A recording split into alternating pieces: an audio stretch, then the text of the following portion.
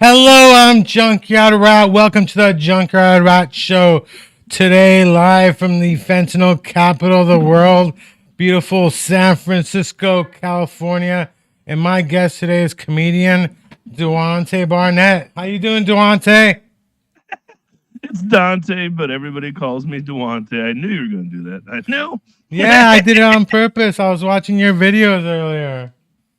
Really? Yeah, I've been on a ton of cut videos. I've done some comic videos. I got a little bit of everything. So you're from Seattle, or?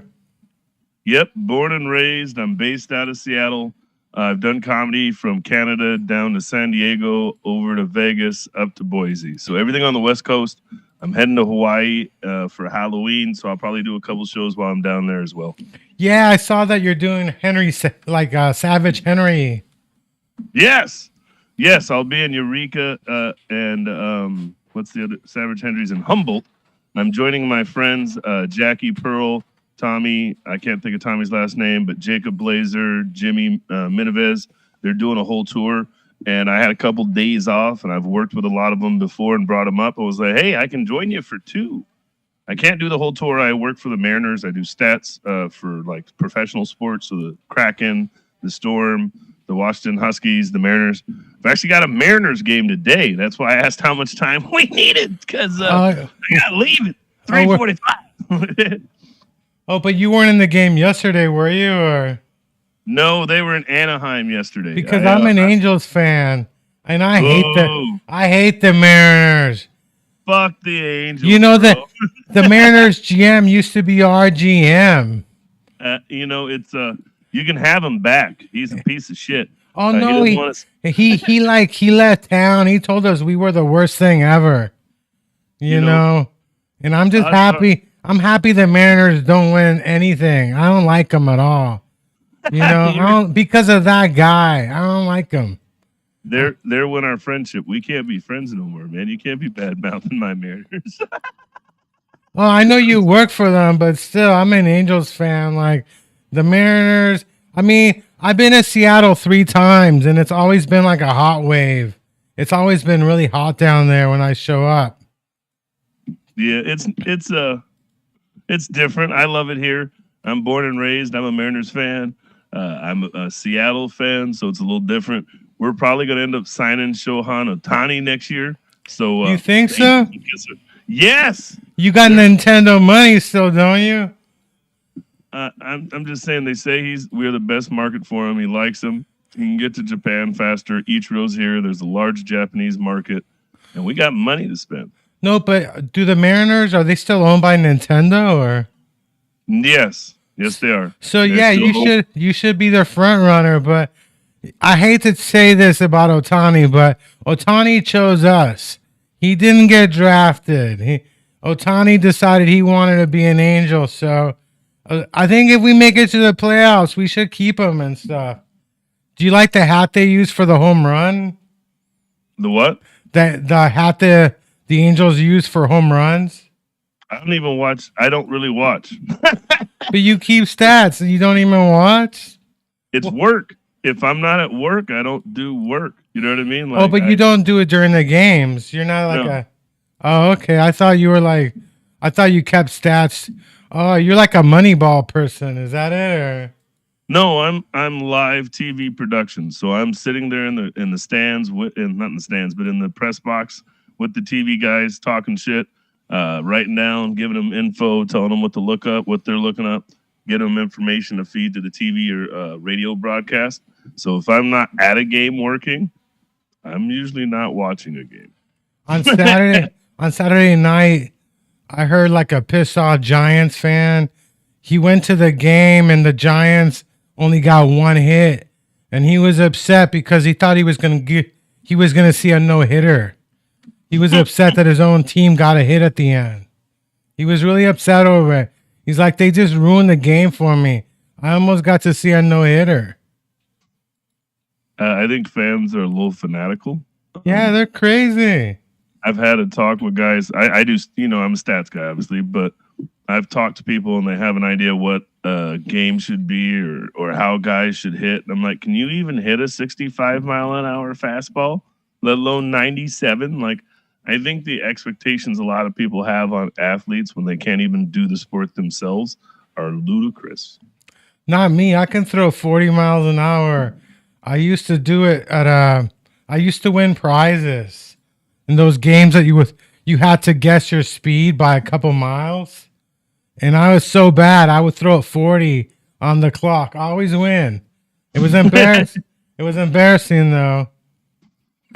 My last little league season, I only got one hit. Oh Jesus! Just one hit.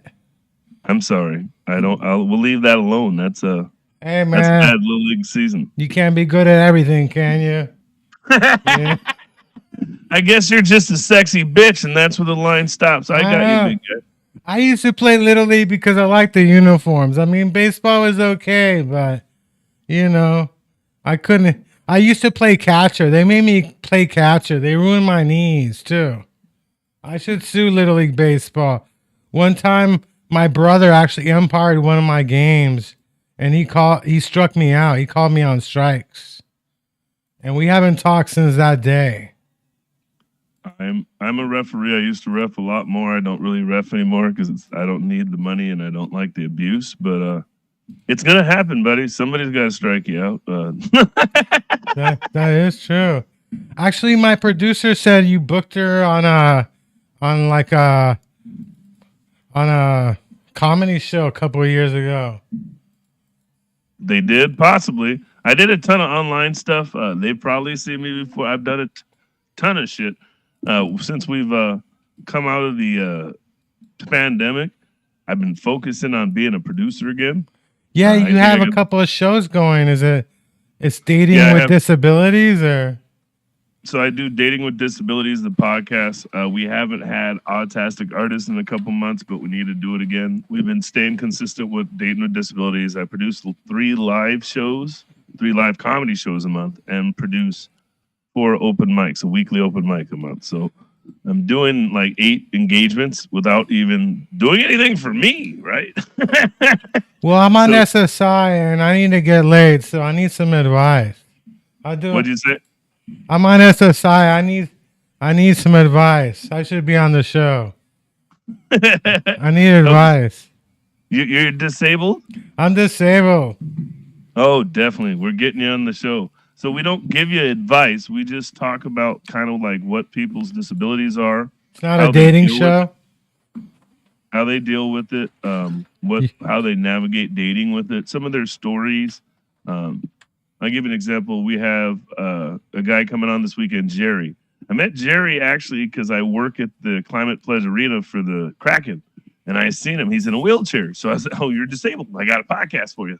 there's no soft way to approach this. Plus, I'm Asperger's, so I'm very direct, right? Yeah. And I was like, "I got a podcast for you," and he's like, "What is it?" And I told him, and he's like, "Oh.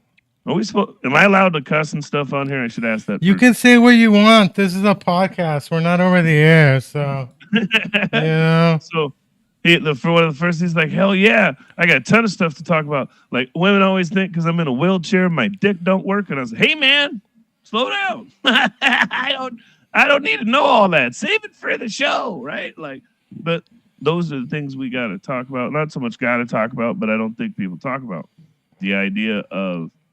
Disabled people use sex toys, so they need things that have handles and attachment on them. The idea of disabled people using sex workers, because that may be their only medium of getting pleasure, right? And then the fact that in a lot of countries, and even this country, it's illegal to use your SSI check on a sex worker. So there's a runaround, like there's people out here committing low-level misdemeanors so they can have sex, right? I can't. Like there's a lot of issues. Things people don't think about, things people don't talk about, and it's our chance to kind of give people that. Yeah, can you use your SSI money on porn? Is that allowed? Or? I think that's okay. I think that's okay because you're buying a product, so you could buy something. It's the idea of like, prostitution's illegal. It's a major thing in the UK. Like they have a whole thing against it. I guess it's outlined. You know what I mean? Like, you cannot use it for that. And some of the people we work with on the podcast are in UK, so we get good feedback from other people. Another person we added to the podcast is from Malaysia but lives in Canada. So it gives us, and then my other three panelists are all women. So it's a guy and three women. It's not like just a dick show where we're like, vaginas, pussies. No, we're we're having a wholesome conversation, right? And then one of them is a non-binary, so they go by they, them, right?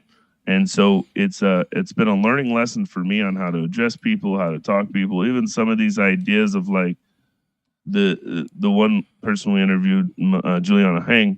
She's from Malaysia and she's non-binary. Yeah, she's from Malaysia. My co-host is from Malaysia. She's non-binary and she's Thai, but she's from here, right? But they're culturally from next door to each other, right? And the way that these things are handled are totally different. In Malaysia, they just ignore it and call her a ugly little girl. In Thailand, they go, "You gay," right? Which she is not, right? So it's weird to see these dynamics of how things are handled, responded to, even dealt with between the cultures, the struggles they're going through, and just being able to talk about it, express it, get it out there.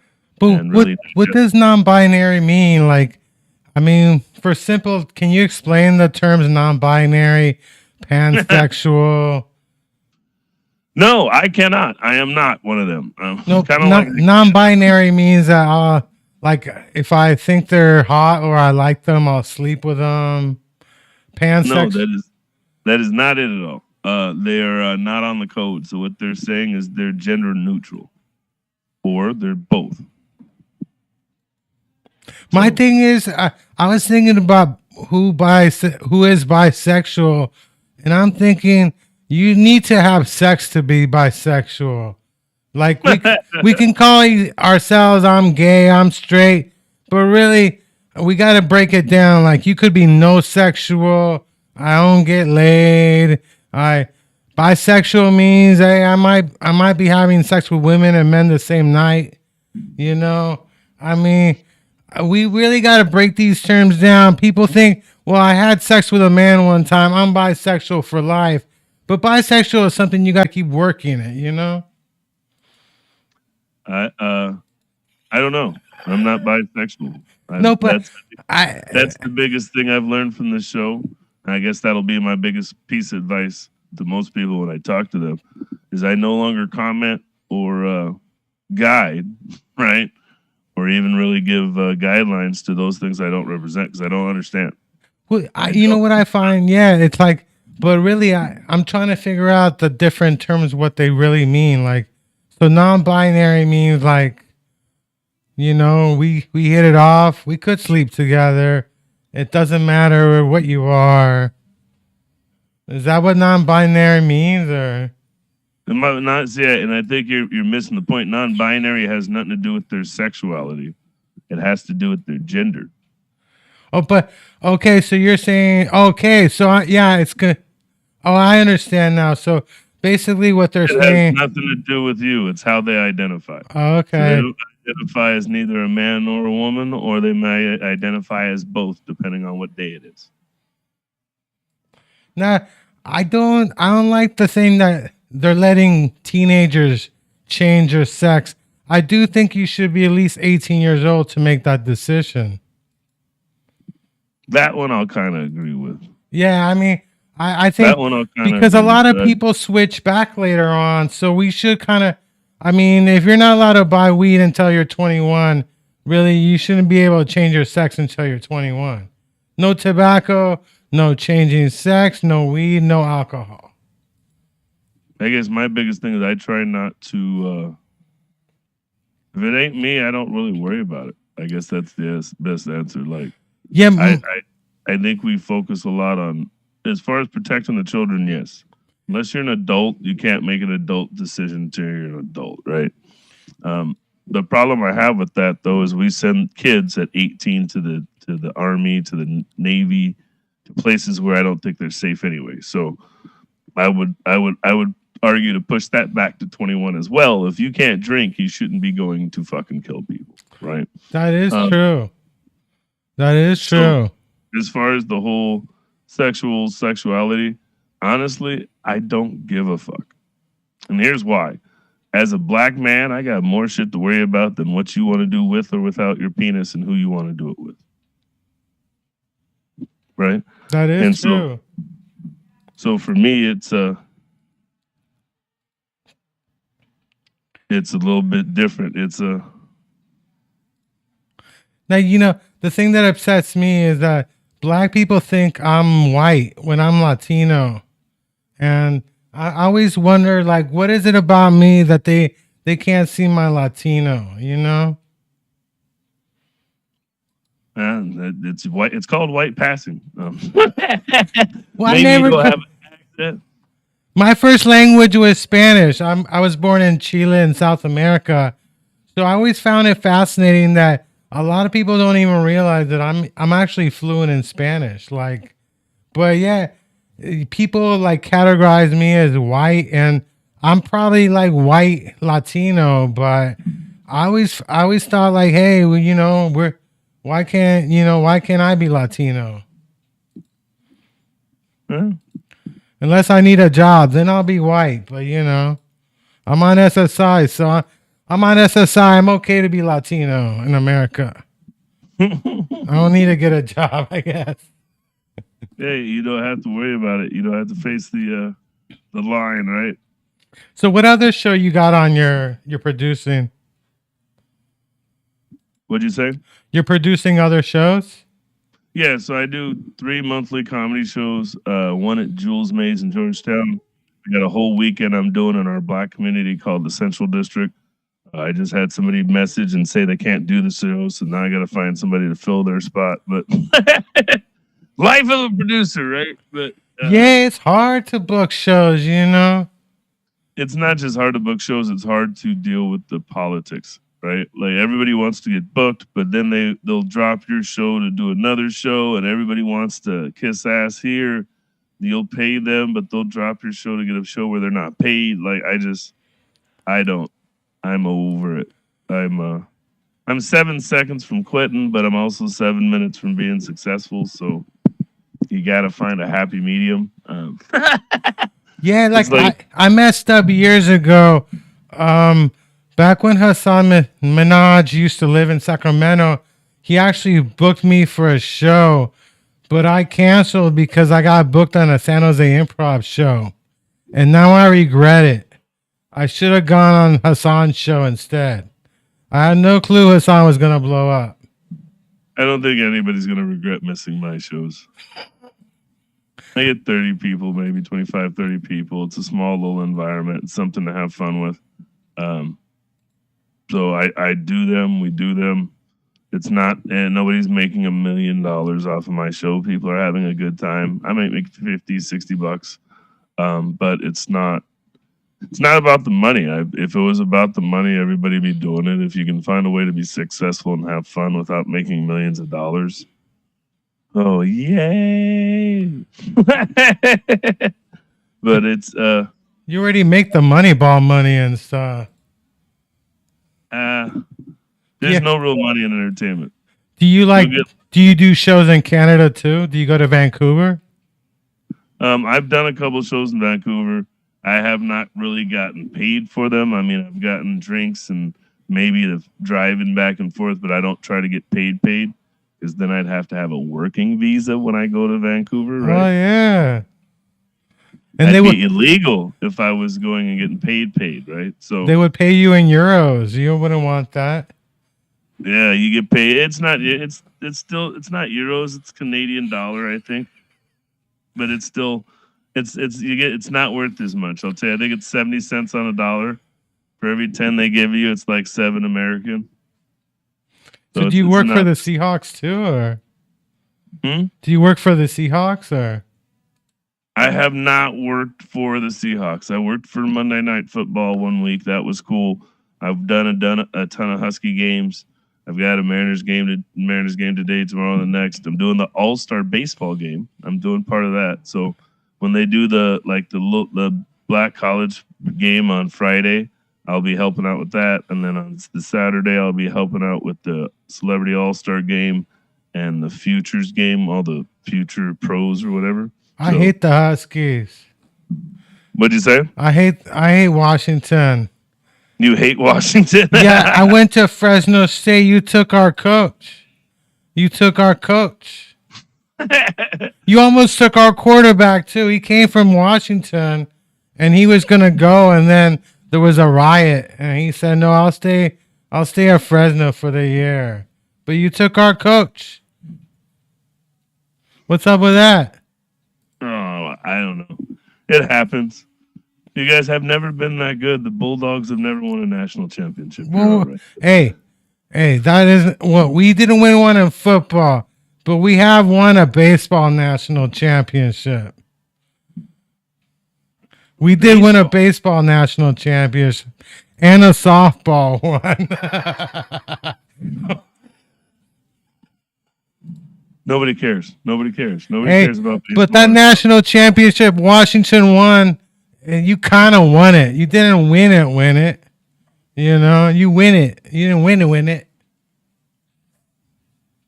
I disagree. A championship's a championship. You had to share that championship, didn't you? I'm 51 years old. I remember those years. Yeah, we shared it a little bit, but a win's a win. So you ever come down to the Bay Area? Oh, wait. Are you coming down soon? Or? So I've got a show. You're in San Diego, right? No, we're in San Francisco. San Francisco? Yeah, I'll be at Punchline in August probably. Oh, hell yeah. I'm talking to the guy, Josh, over there. He said something about August. So I'm planning to try to drive down and do Sacramento Punchline and San Francisco Punchline in August if everything works out. You got to shave your head. They only allow bald comics in San Francisco Punchline. I'm having a hard time. What'd you say? Oh, so you do the Punchline a lot, or? No, I've never done it. I've in San Francisco. I've done. I did a comedy club, Oakland Comedy Club. What else did I do? I think I went over to Cobb's once. It's Cobb's in San Francisco, right? I did a couple in San Francisco. I did more of the smaller shows. I haven't really got to the clubs yet. This will be, and I did Alameda a couple times. Alameda Comedy Club. They're pretty big. I was booked there, but then COVID hit and shut them down. So I'm looking at getting booked there again at Alameda, which is right by you guys, if I remember correctly. Did COVID ruin your comedy career?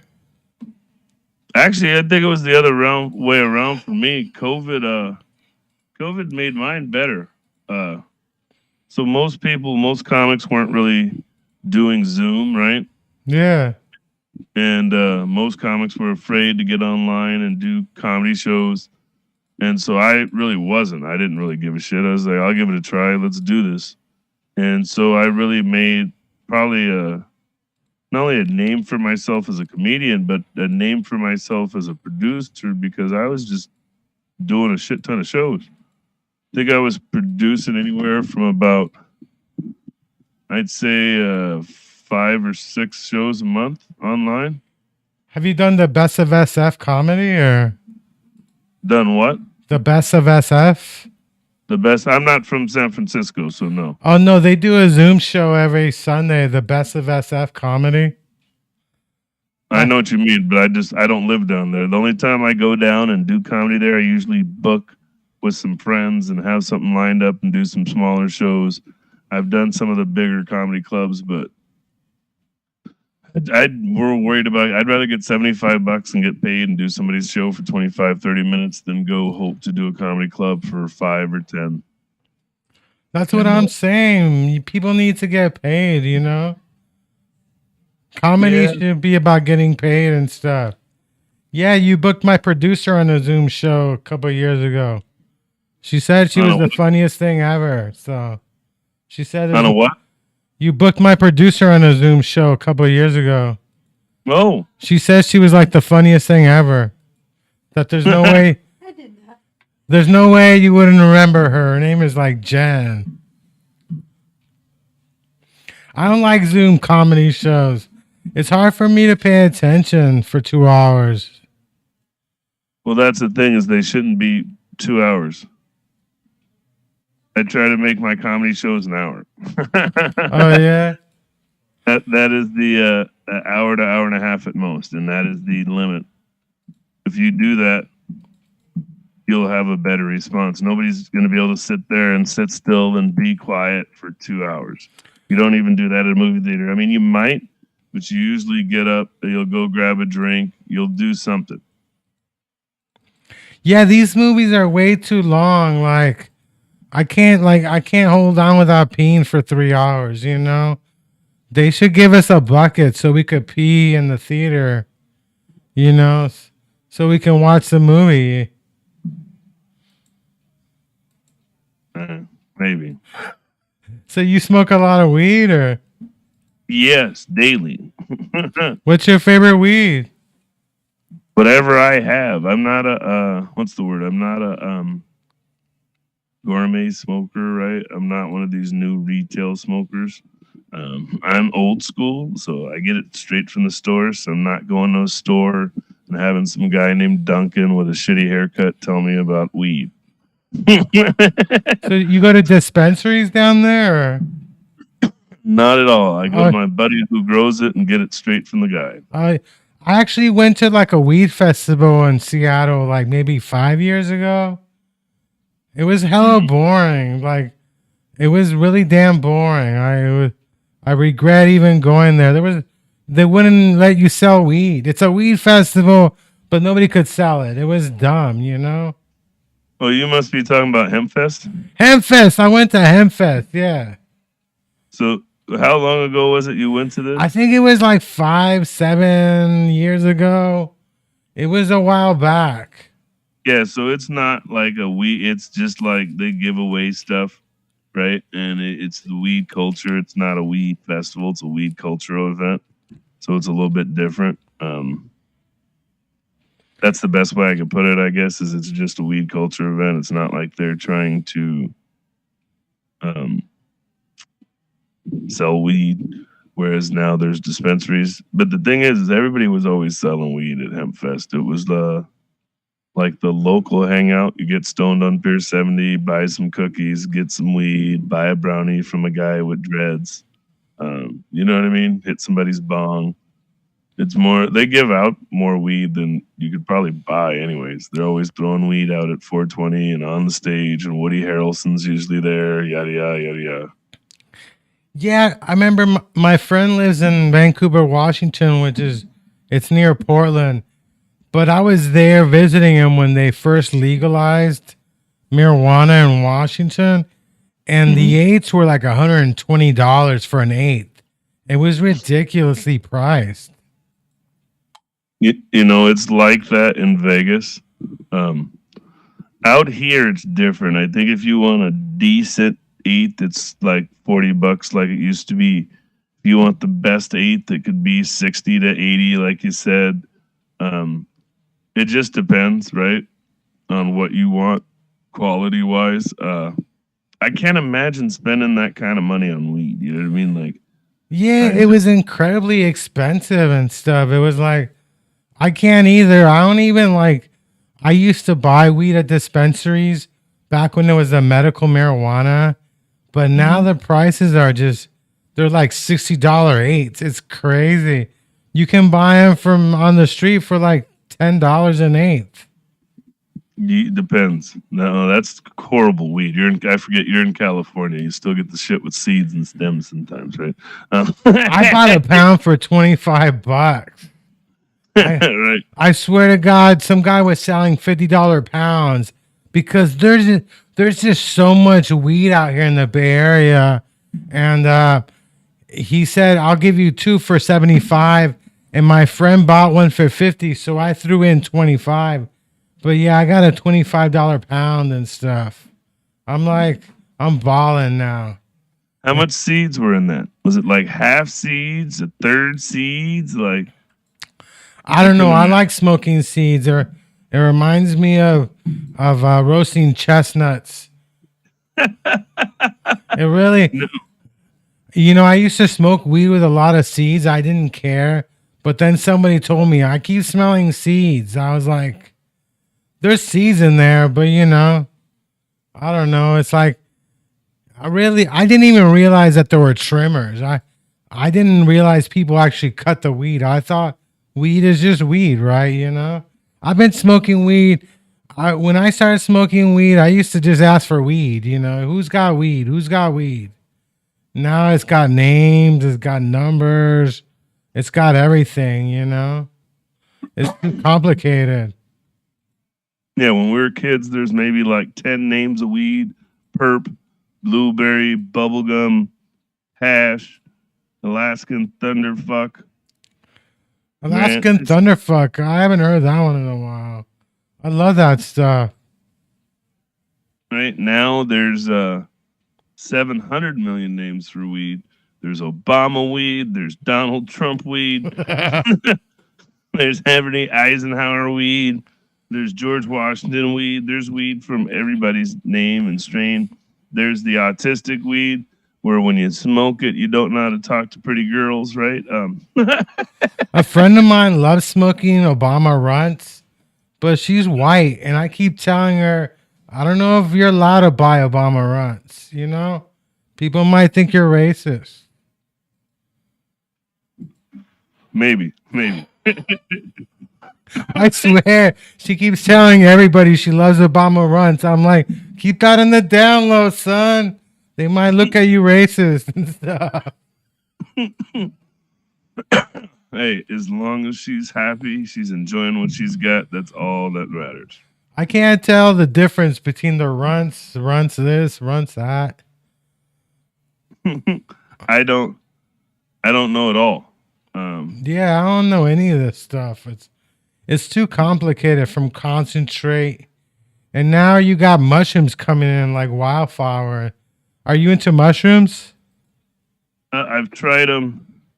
I do them not that often, right? I don't know.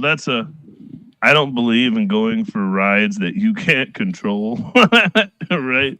Like, you take one mushroom, depending on the potentness or what you ate, you could go for a regular ride, you could go for a crazy ride. Just all depends. So no, I don't really do them like that. Yeah, the city of Oakland legalized all psychedelics like DMT, mushrooms, acid, and like all that stuff is legal. And it's like people are like, I think you'll be able to go to the pharmacy and buy like mushrooms in 5 years. You'll be able to buy like mushrooms like pills. I mean, it's there's one guy in Canada, I guess in Vancouver, that's legalized selling cocaine. Right, he's legally selling it, and you can go get a 8-ball, and he's got cocaine, mushrooms, weed. I think he's got heroin too. Cocaine, right? And it's. Do you have his phone number? Do you have his phone number? No, I don't. I have not went and seen him, but supposedly, right? He's got something where you can go buy all these things, and I'm just like, I couldn't. It's bad enough. I just couldn't imagine going to a store and somebody just buying coke. Like, that just seems out of the world to me. I don't know why. I don't know. I wouldn't be surprised. I mean, they used to do it before. 100 years ago, you could go to the pharmacy and buy coke. That's crazy. Cocaine used to be in Coca-Cola. It was part of the original recipe. So cocaine wasn't what it is now. It used to be like open. Your doctor would give you cocaine back in the day. You know, all those stories about our grandparents, like, I didn't do any of that. That's because they had legal cocaine back in the day. They would just drink a bunch of coke. You ever seen these old people who drink Coca-Cola like it's going out of style? Because they're still addicted. They're still addicted. I don't know how I feel about it. You know what I mean? Like, everybody's different. Everybody has their own choices. Do your drugs, enjoy them. Do you know Corey Spencer? What'd you say? Do you know Corey Spencer? I missed something. Do you know a comedian named Corey Spencer? No. No. Oh, okay. You might run into her one day. I think she's in Portland, so I barely drink. I might I smoke a ton of weed. I don't really like to drink. I don't really do any other recreational drugs. Uh, I'm a firm believer that you do what you can handle. Um, I don't think a lot of people can handle the drugs they're doing, but if you want to do them and you can handle them and you're having a good time, that's fine. If you're not having a good time and you're still doing heavy drugs, maybe you shouldn't be doing heavy drugs. yeah, it's true. People don't realize that, you know. I mean, if you can't handle it, you shouldn't do it. It's like with comedy, you know. It's like with anything with life. If it's not bringing you joy, it shouldn't be something you're doing. And so, in my case, I look at like some of these things, especially when we talk about the idea of using cocaine or heroin or some of the stronger drugs. If you're doing that, I'm not really probably gonna be around because I'm not gonna shoot shit between my toes. You know, I'm, the surprising thing is, I had friends who did cocaine and I didn't even realize it. They never really shared it with me.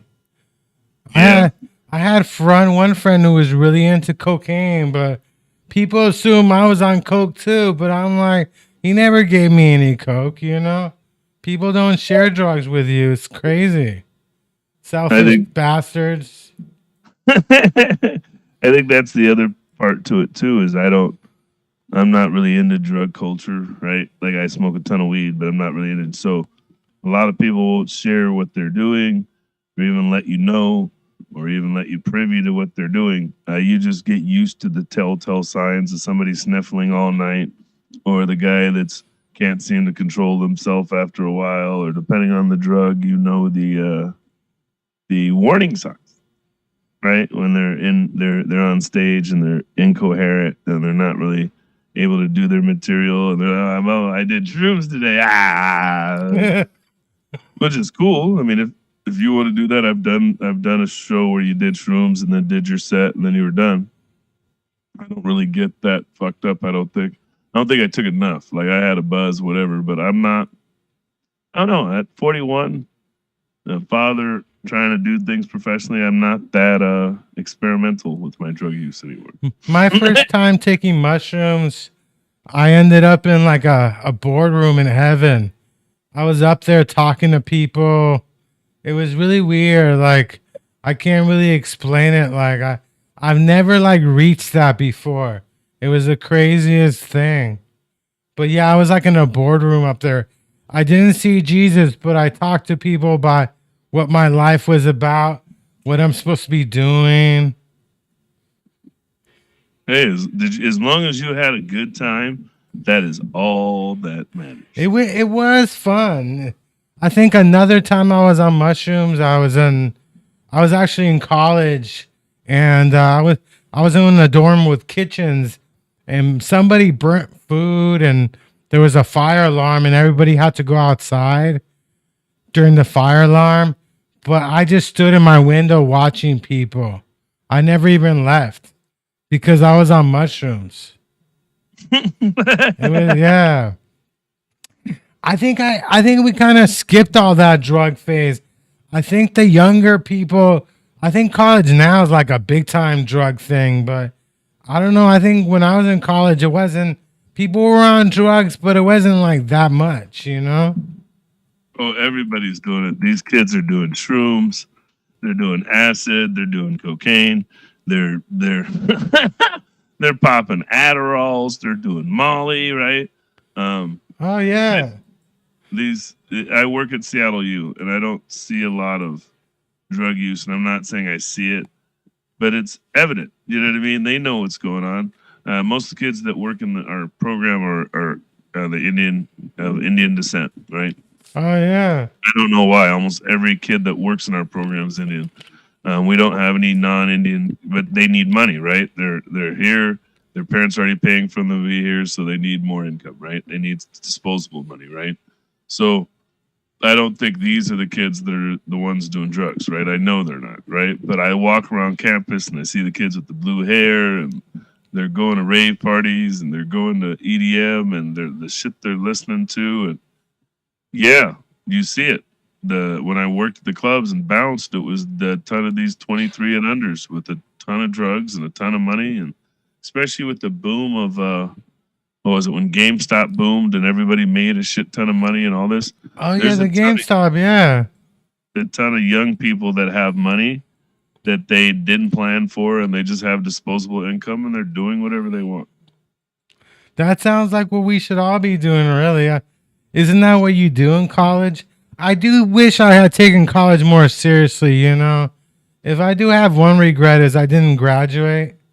But I had a good time in college, but yeah, it's like they never put me on Adderall when I was a kid, you know. I was like I kind of missed out. I could have made money. I could have sold it to my friends. I mean, I missed out on all this business opportunity because my doctor didn't give me any Adderall.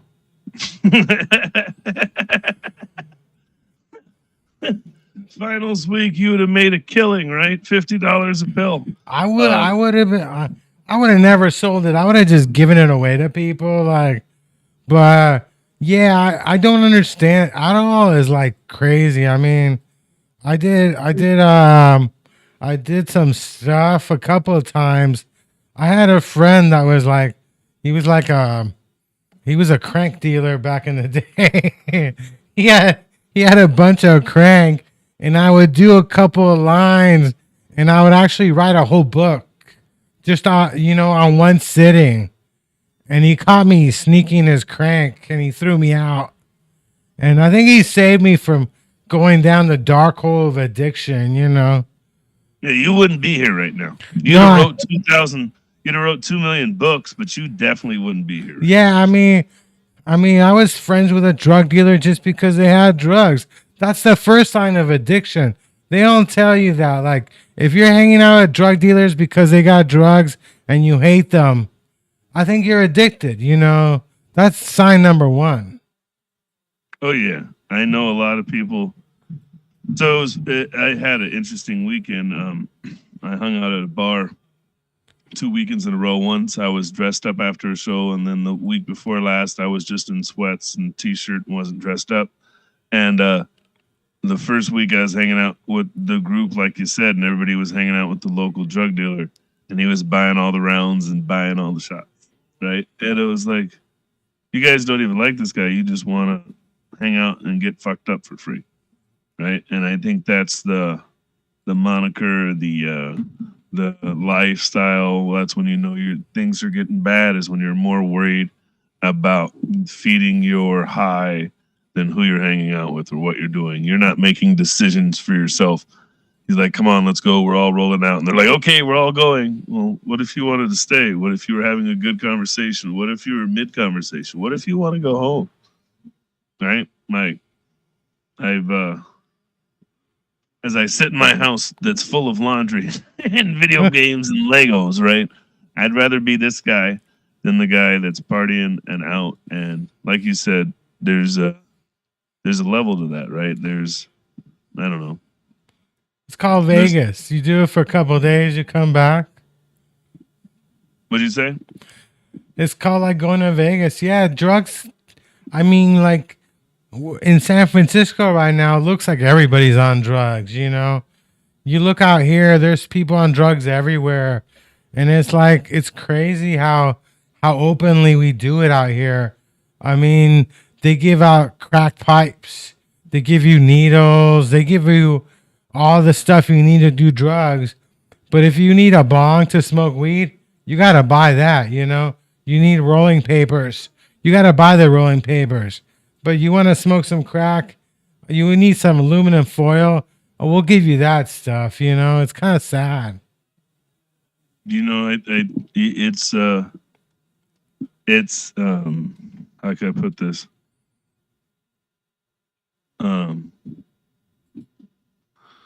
It's sad. It's life. Somebody talked about what was the big idea of Cash App, right? I remember when Cash App and PayPal and Venmo came out, right?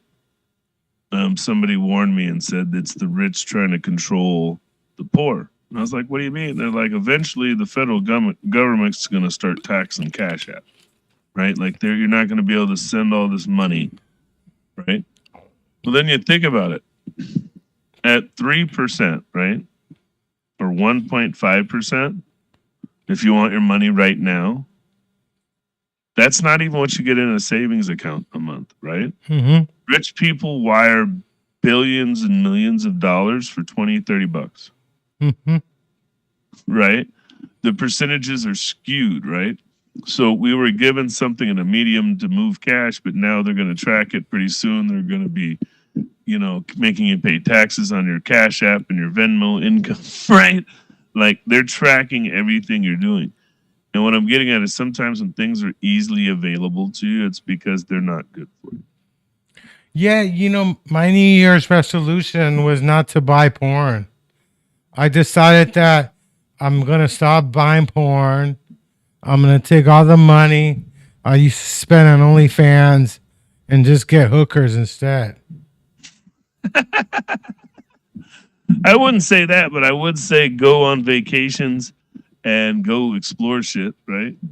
Yeah, because I never saw an OnlyFans I really liked. Like, they hook you in and you get in there and it's like boring. Like, it's almost an addiction. I figured out signing up for OnlyFans sites was an addiction on its own, Oh, yeah. It made me excited, and it was like, it was bad. I had to break the habit. I'm one of the few people that doesn't watch porn. Just never really been my thing. OnlyFans doesn't really there's a level of, and I'll just put it out there. There's a level of desperation on both sides if you're doing OnlyFans, right? And you can do whatever porn work you can do. You can do whatever you want. I'm not judging you. I'm telling you how my views on it, right? I don't watch cooking shows when I'm hungry. I just go get food. Yeah, right? they tell you not to go to the supermarket when you're hungry. Do you get what I'm saying, though? You're going to buy everything, yeah. That I don't solve my hunger by watching a cooking show, right? Yeah. And I think you don't solve your sexual need by watching the show and jacking off. Now, do you solve the physical demand of your body coming? Maybe, right? Mm-hmm. But I don't think you solve the psychological desire of that person, right? So if you really want to be next to somebody and you want to feel the titty and taste the titty and all those great things that come with sex, porn doesn't really solve that. You're just able to ejaculate off this idea of doing it. All I think it really does is make you numb to how to really get it, right? Because you're not going to just sit there and interact with the woman the way the guy did on the movie. You don't look like the guy that was on the movie, right? You're not going to just take out your penis and be like, hey, can you play with it, right? So this idea of porn and OnlyFans does you no justice, right? You're never going to, my ex-girlfriend wanted to start an OnlyFans or wanted to sell pictures, and I was just like, you know what? I can't be with you. And to this day, the idea that she would even not so much want to do that, but that's the solution to her problem, I'm good. If you want to share something with everybody else, okay, that's fine. You have an ex-girlfriend in Cali, or? What'd you say? You have an ex-girlfriend in California?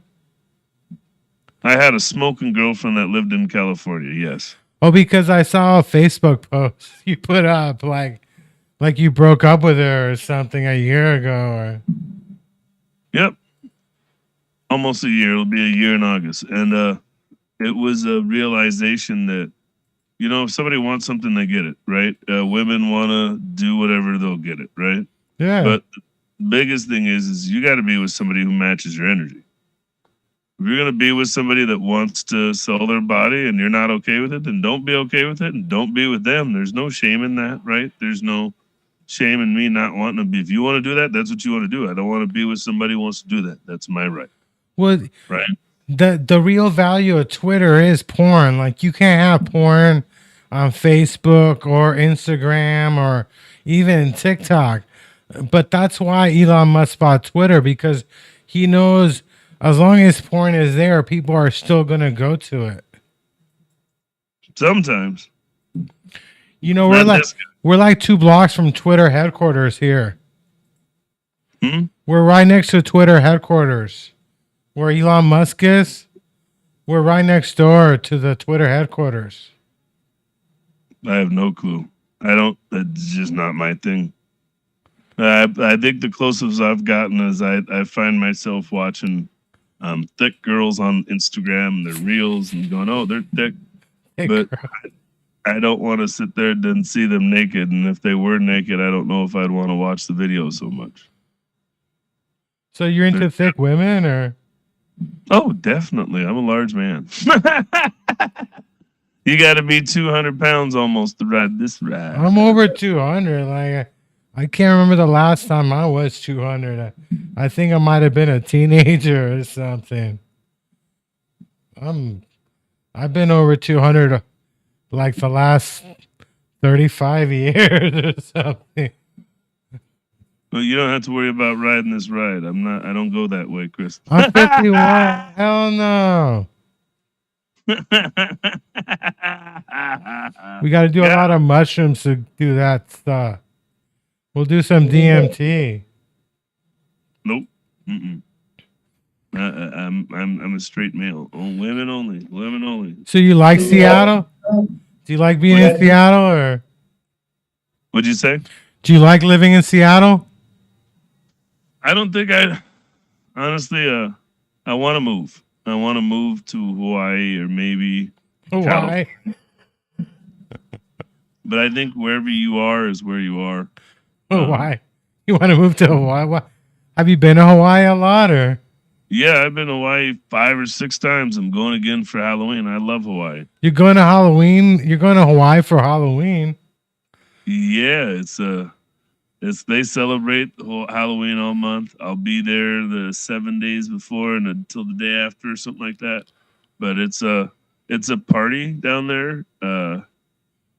They celebrate it like you wouldn't believe. It's 75 to 80 degrees the whole week on the beach in the warm water. Like, what else could you ask for? What's your costume gonna be? What's what? My costume? No costume. No costume? I'm not going to dress up. I'm going to people watch. So I have a friend. I have a friend. Every year he puts on the same costume. He's a breathalyzer. He's like a breathalyzer costume. And you should wear the same costume every year. The easy costume would for me to be Maui. Put on a grass skirt and a cocoa shell necklace and say I was Maui from Moana. But So everybody like Maui over there. Are you going to go hang out at a volcano? At the what? At the volcanoes? You're going to go to the volcanoes? Nah, I'll be on Oahu, so the main island. There's no real volcano there except for Diamond Head, which is not a volcano. It's more like a hill. And then I'm just going to relax, dude. Like, being from, I guess I'm a water baby. I just like to lay in water, be around water, be on the beach, have a drink in my hand. You know, it's so today it's gonna be 80 degrees, right? I think so far this year we've had 4 or 5 days over 80 degrees, maybe. We had one last week also. We don't get a lot of hot weather. We get mild weather. So to get, go somewhere for 80 degrees, especially in hot October, get a tan, drink a drink, lay on the beach, enjoy some water. What else could you ask for? The last 3 times I've been in Seattle, there have been heat waves. And I figured out why. Because I was in that fire, the Great Seattle Fire. I was in there in my past life. Oh, wow. So every time I go to Seattle, there's a heat wave to remind me. I used to tell people that I died in that fire, but nobody died in the fire. So I can't really say that. I did an underground tour of Seattle one time. So I like Seattle. It gets 100 usually for a week or 2 or a couple days. I don't know if it's going to do that this year. It's talking about being like 58 next Sunday. Yeah, and rainy. I think it's like we're in a cold spell. I think it's El Nino or La Nina or some Latino baby weather thingy going down. I'm not even sure. But yeah, out here too, where I live, it usually hits 90 degrees all summer. Now it's like 70 degrees every day and stuff, which is not a bad thing. But yeah, you kind of miss it, you know? You miss hot weather. Well, I think it's funny for me because every time I go to San Francisco, it's 50 to 60 and raining. Well, yeah, that's what it is always out here. Yeah. You guys say you have sunny days. You guys are colder in Seattle most of the time. Well, no, San Francisco is like the coldest weather. When I was a kid, my parents bought me a California Angels jacket for my birthday, which is May 7th. And I wanted to wear the jacket. So they took me to San Francisco during the summer so I could wear it because it's always cold here. Yeah. Yeah, it's the bay. It's the idea of being a bay, I guess, is you get the winds and all that. But yeah, so it's 62 degrees in San Francisco right now, and it's 75 degrees in Seattle right now. Yeah. But that's a great thing, San Francisco is great to escape hot weather. Like where I live, it could be 100 degrees. And now it's like it might be 80 degrees. In San Francisco, it's like 70. It's always like 30 degrees difference. It's crazy weather out here. I thought it was crazy because my girlfriend lived in, what is it, Cupertino, right outside of San Jose.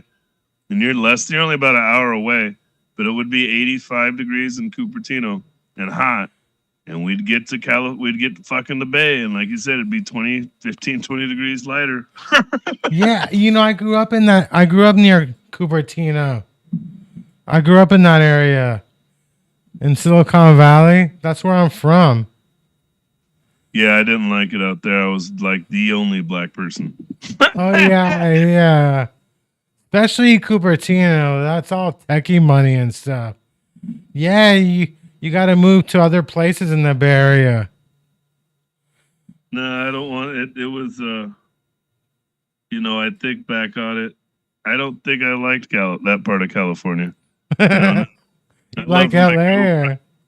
I loved my girlfriend. She was awesome, right? But it's dry. It's nasty. There's not a lot of water.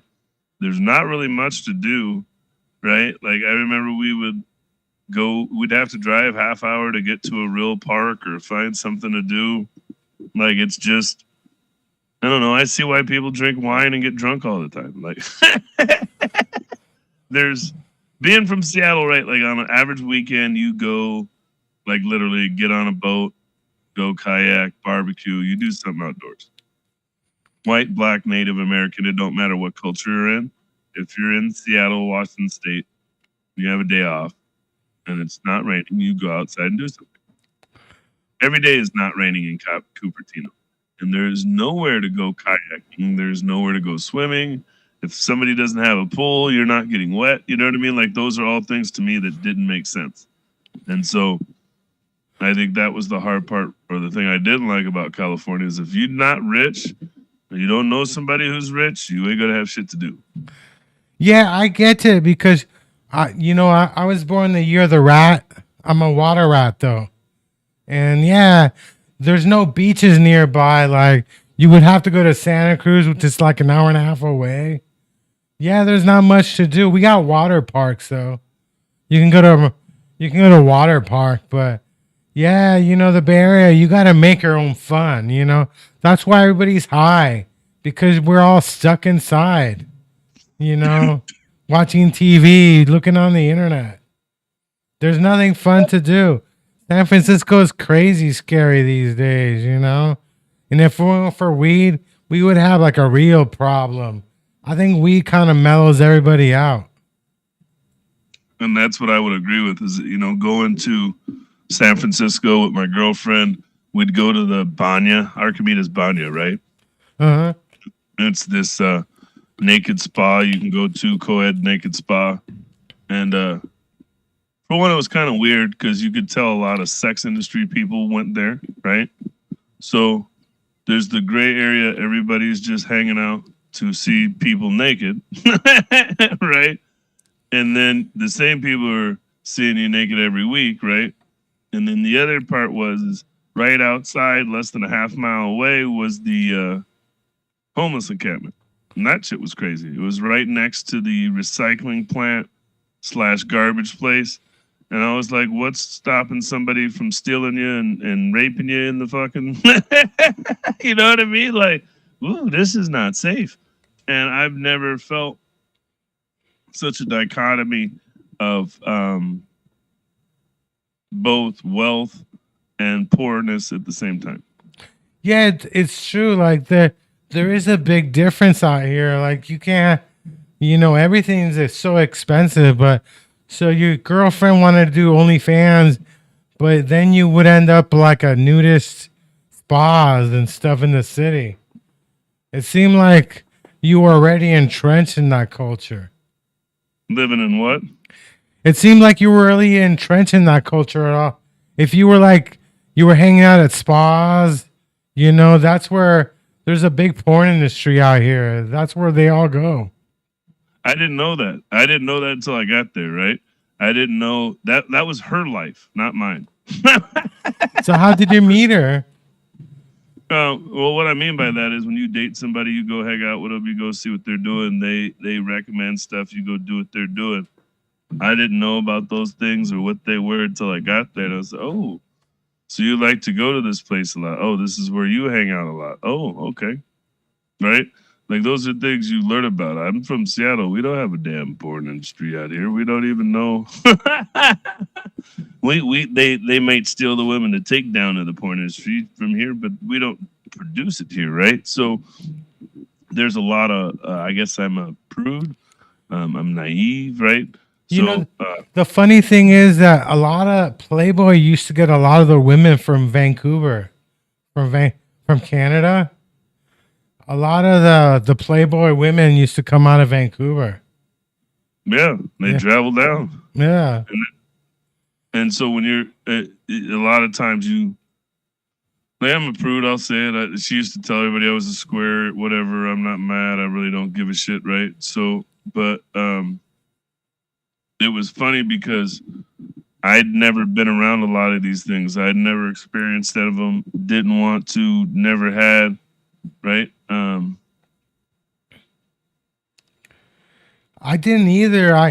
I didn't realize years ago I knew a comedian who did porn on the side, but I didn't even know. Like I was around her a lot, and it was like a shock, Like I felt kind of naive. Like how the hell didn't I figure that out, Now she's a big time porn actress and stuff. I'm like, why are you wasting our time doing comedy?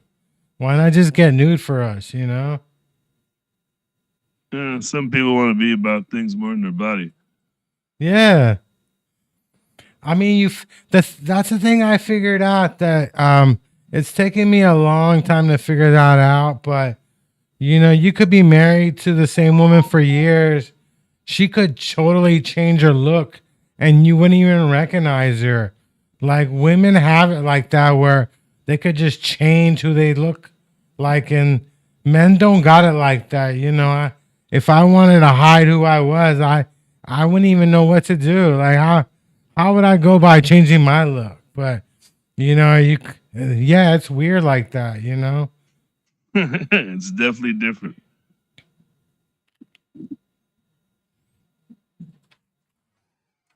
So yeah, like I was doing a comedy show Friday in North Beach, and I got a bunch of groans for one of my jokes. I said in California they were gonna ban gas stoves, and then they were afraid that the Nazis were gonna complain, and I got a bunch of groans over that joke. Yeah, I can imagine. Instead of they're like, but I kind of like the groans, I was going for the groans. Everybody's different. Do you got a joke? Do you got jokes that you know that are really offensive, but you say them anyway? Or? Oh, of course. I don't. Some jokes yes, some jokes no. There are times when I say my jokes that I know are offensive. Depends on the room. I don't always try to offend a room if I'm not going to get a laugh. So I know if it's going to offend a room but not get a laugh, I won't do it. So if there's people I know that will laugh at the joke, even though I'm offending half the room, then I'll do it. And that's just how I look at it. If there's nobody willing to laugh at the joke, I'm not going to just say it. But I got good news and I got bad news. I love being here today, but I got to get ready. I got to get ready for the Mariners game. Oh, yeah, you're working the Mariners game today. Yeah, I'm staff. That shows you. TV crew pass. So thank you for having me, Chris. I hope that you're bad luck for the Mariners, and I hope they have a losing season. Oh, and you tell that GM, he can suck me off, bitch.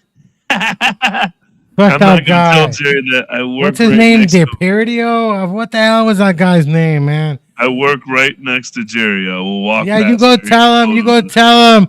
Angel fans hate your stupid ass. You know. I'm not telling him any of that, Chris. I swear to God, he told us to go fuck ourselves when he quit. Like he did. He said, "Fuck you, people, man. I hate you." I've never seen anybody just straight up tell us to go fuck ourselves. He didn't even get fired. He just quit. He said, "I'm out of here. Fuck you. I'm gonna go to Seattle and ruin their team instead." I said, "You go do that, son. You go do it." Thank you for having me on, Chris. You have a great day, man. It's been a blast. Thank you for being on, Dante. Talk to you guys soon. And say hi when you come down. Will do. Later, guys. That was Deontay all the way from Seattle. Who was my guest. He's a comedian, and he was hanging out at nude spas in San Francisco with his girlfriend, which is kind of weird because I've never been to a nude spa in San Francisco. Where are these nude spas? Nobody's taking me to any nude spas. I need to go hang out at nude spas. I don't know. Chris, every spa in San Francisco is a nude spa. Didn't you know that? I've actually been to a spa years ago. I don't know if I should be telling this story, but Well, I think you're going to in one way or another, aren't you? I used to go to this strip club called it was on Market. It was Market Street Cinema. Market Street Cinema, Right down the street. and they had like There was a comedy show there once upon a time. yeah, they had these women like once there was women stripping, right, and then there were women walking around like who would sit on your lap and for like a couple bucks, $5, and one of them talked me into going to a spa. Yeah, so I have been to a spa, and I'm ashamed to say and the funny thing is I had a friend who he was a roommate of mine, and he actually ended up talking to the same woman, so it's weird. I think she was like a fake Russian, but yeah. So yeah, I ended up, and she put on a condom on me, but it broke. And I'm like, you're only carrying one condom? I mean, I'm spending money. How you dare just carry one condom and stuff? So yeah, I have been to the spa. The Market Street Cinema was I heard it was haunted. Like I heard it was haunted, and I think it's haunted with my dreams and stuff. You know, I really like that place. I wish I had never closed down. I don't know why they closed it. It's probably some clothing store now. No, it's some boarded up building right now. Yeah, I guess somebody got buried down there or something. I don't know. There's so much history here in San Francisco, especially Market Street. If you think about it, it was pretty much demolished in the fire or in the earthquake and the fires that subsequently happened afterwards. But yeah, all of this has got some sort of historical value, even the places that are not very pretty in the city, right? I mean, there's a lot of stuff happening in the city, Chris. Market Street used to be so much fun in the 90s. I mean, there were like strip clubs everywhere. There were like these Chinese pinball games. Have you ever seen Market Street in the 50s? Well, no, I wasn't around the 50s. Okay, well, there's a thing called the internet, Chris, and there's a place called Google that you can go to and see images of things that you've never seen before. And so I want to share that with your viewers as well as you. But yeah, I mean, you literally keep talking about what you were talking about in the 90s, and I'll show you San Francisco in its heyday, and I'll show you right where we are, and you'll go, that's not where we are, and it is. Yeah, because they used to have these like Chinese pinball things. You could go gamble legally. I'm not even sure what that thing was. Like, what happened? Like, you could walk by some strip club and there would be these women in the booths right outside. So you could just sit there and it's pretty fun. Like, it was like Disneyland for adults. I'm not even sure what happened. Like, now it's boring. Like, there's nothing going on. You know, like even the clubs are boring down there now. You got that stupid mall that you can't even like hang out at. It's too expensive. You can't sit down. But yeah, Market Street was really fun back in the day. Are those the pictures of Market Street in the 50s? Yeah, so that's what I'm trying to show you, and I'll try to show it to you as well as your audience. Oh yeah. So, let me see here. Of course, they're gonna make me work for it. So, hold on. But yeah, so what about the 90s? Do you remember about how vibrant the city was at that point? It used to be different. I mean, it was a lot funner. I mean, you still had the drug problems and the homeless, but it's like there was a difference. The food was better. It was cheaper. You know, everybody got along better. Now it's like that was like the last techie boom kind of destroyed the area and stuff. So this is the corner we're at, pretty much. This is actually on the left is where Market Street Cinema would have been. Mm-hmm. But this is Market Street, and this is in its heyday. This is in the 50s. So, lots of stuff happening there.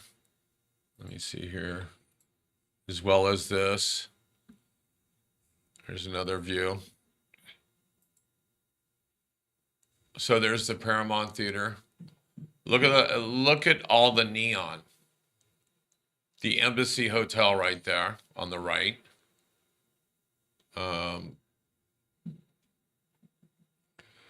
The Paramount Theater. I thought that's in Oakland. There used to be one down there. Yeah, there was one here also. Maybe that's so if you the look to the right, underneath the Embassy sign right here, there's a neon sign that says Oddfellows. Oh yeah, that's our building right there. Uh-huh. That's our building right here. The Oddfellows have been around for 100 years or so. So the Paramount is where the where the Warfield is. Oh yeah, it probably was the Warfield, the Paramount. Right. Yeah. And you got the Crazy Horse right next door. And you had the Crazy Horse right next door, and then across the street it says something artist, which I believe is I can't tell. And then they used to do comedy at the Crazy Horse. Yeah, at the Crazy Horse? Yeah, they did comedy there for a while. Well, you know, comedy has a rich tradition of working in strip clubs. I mean, if you think about, especially with San Francisco, you can think about, we'll get the camera back on you. They don't need to look at early San Francisco. Lenny Bruce and George Carlin got arrested at the Hungry Eye in North Beach. Oh, yeah. The Hungry Eye's still around and stuff, yeah. It is, and it's a strip club. And so, you know, that's the hardest audience. A whole bunch of guys that just want to see naked women. They don't want to hear us tell dick jokes. Yeah, in those days, it was different. Like in New York, if you did comedy, you had to get like an entertainer's license. Right. You know, I don't know. That's kind of weird. I hope they never go back to that because, I mean, if we have to be licensed to be comedians, I mean, that's one way the government's going to make money off of us, sell us comedy licenses and stuff. Well, there's going to be a lot more than just, let's say, that's going to kill our profession. But you're right. I mean, if you think about it, But yeah, anything that they can duplicate or any way to steal our content, right? Well, San Francisco's always been like a big comedy town. Right. That's why I came here to ruin it, but it didn't work out. It's still happening and stuff. In fact, people keep telling me they hang out at the Punchline every Sunday. I never hung out at the Punchline, and I feel like maybe I should start hanging out there again. I don't know. Did that ever do you any good? Did that ever do you? I mean, so have you gone up at the Punchline? I've never been up at the Never really. I've been in the Sacramento Punchline. Okay. But they wouldn't let somebody rebook me there. Rebook you there. Rebook me there. I guess one of the No repeat performance. No, that was the command performance. It was the one and only. Yeah. And I asked somebody to videotape that for me, and they're like, I don't know what happened. I forgot. I don't know what happened to your video. I'm like, how do you lose my video at the Punchline? I'm like, what kind of stuff is that? What kind of a friend forgets where your video coverage of the Punchline is? Yeah, only friends let friends do comedy. That is true. My family doesn't like me on stage. They don't think I'm funny at all. They think I'm going to talk bad about them. Okay, so for every comedian that doesn't have a supporting family or doesn't think that they're funny, that's probably better. I don't want to say supporting because you can still support and not think they're funny. Huh? I don't know how that's possible, but yeah. I would say, yeah, you're absolutely correct. There's so many people that, families don't think they're funny. None of my kids think I'm funny. Oh, yeah. If I was actually to listen to my family about should I be doing stand-up comedy, I would not be doing stand-up comedy. Oh, yeah. Well, yeah, for sure. What about your mom? Your mom doesn't think you're funny? No, my mom, she doesn't like, nah. No. My mom has no sense of humor and stuff. Where do you think you get your sense of humor? Is it unique to your family? No, I think my grandfathers are really funny. I don't think they meant to be funny, but I mean, I don't know. I just have a knack for it. It's hard to explain where it comes from. Like, I don't. Is it uniquely yours? In other words, you're pretty much, you broke the mold. Not really. I mean, my grandfather was kind of a salesman in a way. So he had a personality. Yeah, he had a personality. A lot of people didn't like him, so. That's okay. You tempt people's boundaries from time to time. Yeah, I see a lot of comedians won't touch the subjects I talk about. Like I talk about how I met some woman selling fentanyl strips, and I thought she was a stripper named Fentanyl. I mean, right.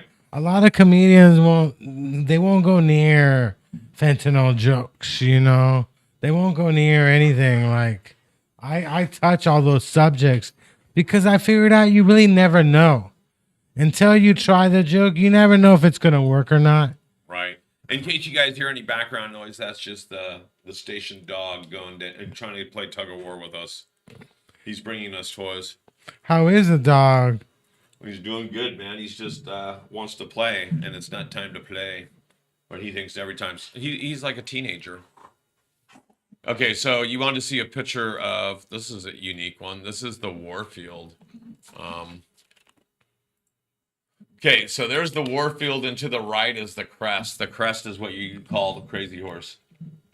Yeah, in the 90s. You see it there? I used to go see the Jerry Garcia band play a lot at the Warfield. Like, it was just you could catch them maybe in a month. You could catch them like 5 times. I mean, it was different in those days, Right. Yeah, it was pretty fun. I look back at those days. I still can't believe that I would just pop up on a regular day and see Jerry Garcia play. People talk about following the dead around. I never follow the dead anywhere, but I saw Jerry play a lot, and they can't take that away from me. I earned my stripes, goddammit. Hey, this one was actually worth the photo here. This one is for the billboard Satan's Mistress. Sounds like a movie you would like to go see or not. Well, yeah, because Anton LaVey is from San Francisco. Is that who that is? Anton LaVey wrote the Satanic Bible. Oh, there you And go. he's from San Francisco. So yeah, the Satanism is big in San Francisco. It's always had I think Anton LaVey's daughter still throws a party on Halloween every year. I can't believe you missed out on that party. So all these pictures are great. This is Fifth at Mission, which right now looks nothing like that. Does not have streetcars going down. There's the Examiner building. There's the San Francisco Mint in the foreground. Oh yeah, it's crazy that shooting that happened Friday night. Like What happened? in the Mission, like 9 people got shot at a clothing party. There was a party in the Mission, and 9 people got shot. Really? Yeah, and we were in North Beach at the time doing comedy at Cal's, but yeah, it's crazy. Like some clothing store was having like a birthday party, and some people got shot out there. All right, so let's go ahead and read that story. That way it gives you something to talk about for a couple minutes here. Here's a This dog. comes to you straight from the people here at Edge Studios Online. San Francisco, 9 people were wounded in a mass shooting in San Francisco's Mission District on Friday night, in what people said appeared to be a targeted and isolated incident. The San Francisco Chronicle reported that the shooting happened shortly after 9 p.m. during a party hosted by a clothing store near the intersection of 24th and Treat Avenue. San Francisco Police Department initially said that all the victims were expected to survive their injuries, but a statement from Zuckerberg San Francisco General Hospital said one of the victims remained in critical condition as of Saturday afternoon. Another was said to be in serious condition, 4 were in fair condition, and 3 had already been discharged. The victims were 8 men and 1 woman, ranging in ages from 20 to 34. Police Chief William Scott called the violence unacceptable. Really? Just unacceptable. Okay. Unacceptable. Wow, that just okay. I feel like I've been scolded, Chief William Scott. Police feel safe to go. I'm sorry. People should feel safe to go into San Francisco without fear of being victims of gun violence, Scott said. Our investigators are working diligently on this case, and we will have the visibility police presence moving forward in the community where this occurred. Yeah, you figured they would catch somebody who did something like that, They Right. still haven't arrested anybody. Like, how you shoot 9 people and get away with it? With all the cameras these days, you figure like people like that would be easy to spot, Right. It's crazy. Who knows what it was? Maybe they didn't like the clothing. I heard that somebody who worked at Ross was upset. Like, fuck you people, man. Fuck you people. I don't shop at boutiques like that. I've never been. I'll go to Ross or the Burlington Coat Factory, but I don't do the boutiques. I don't got boutique money yet. I don't got boutique money. Right. There's a new Savers that opened up near my house. You know what a Savers? Yeah, it's a thrift store. Yeah, it's huge. It's always packed. Like, It's always packed. So yeah, I love Savers, but all these thrift stores are starting to get retail prices. yeah, they're expensive. Like, it's the same price. It's almost the same price, Yeah. if not more on certain items. Yeah, like you can't even find deals. Like, even like the 99-cent store now has stuff that costs $10. Yeah, so if you go to the dollar store in my neighborhood, the back of the half store where it has all the freezer section, all the cold food, there's like doors that say $4, $5 and stuff. And I was like, wait, I thought I was in the dollar store. I know that you guys just went from $1 to $1.25 on everything. Yeah. So it should be the 125 store. But do you really have to start charging me $4 and $5 for stuff? Yeah, it's crazy because it was convenient. Like, it was easy to count. You had like $10. You could find 10 items. Right. I mean, it's easy to count. Now it's complicated. Like, and now they close the 99-cent store in Berkeley. It kind of sucks. Like, Now they're closing the 99-cent stores. It's like, what's going on, you know? They should just get a one and put it in front of it, the 1.99 store. Yeah, why not charge? At least charge $1. Like I like the Daisos. The Daisos are still like $1.50 and stuff. Right. That's like the Japanese dollar store. I get my lighters a Daiso, but A Daiso. the Daiso, like that big one in Little Tokyo. They got a huge one in Little Tokyo, but yeah, the thrift stores now they're like they don't think themselves as thrift stores. They're more like they're like authentic. That's our collectible section. Yeah, it's all collectibles shit. You know, it's like, look at your dog jumping up and down. Your dog wants to be on the podcast. Apparently so, dude. Sorry. That is crazy. Like, it's funny. Like the comedian that I had on my show. I guess Jen was on a show with her, a Zoom show like 2 years ago. Oh, really? Yeah. Okay. Back in I only did one Zoom show, but I don't like the Zoom shows because you have to act like you care.